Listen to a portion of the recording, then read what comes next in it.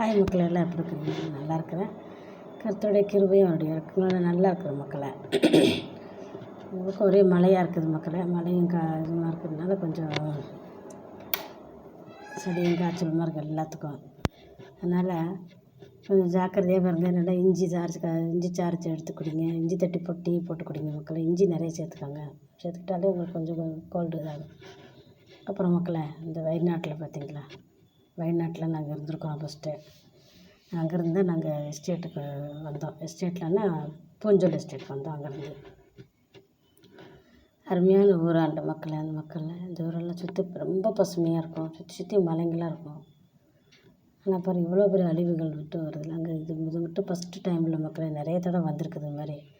ஆனால் என்னென்னு தெரியல, அந்த இடத்த பாதுகாக்க மாட்டேங்கிறாங்க. அரசாங்கம் வந்து அது எந்த நடவடிக்கை எடுக்காமல் இருக்குது. என்னென்னா அது ஒன்றும் பண்ணாமல் இருக்கிறாங்க. அதனால் அது இதோட 2-3 தாட்டி ஆயிடுச்சு மக்கள். இது மாதிரி கேரளாவில் மழை பெஞ்சாலே எங்கேயோ ஒரு பக்கம் அடிச்சுட்டு போகிற மாதிரி ஆயிடுச்சு.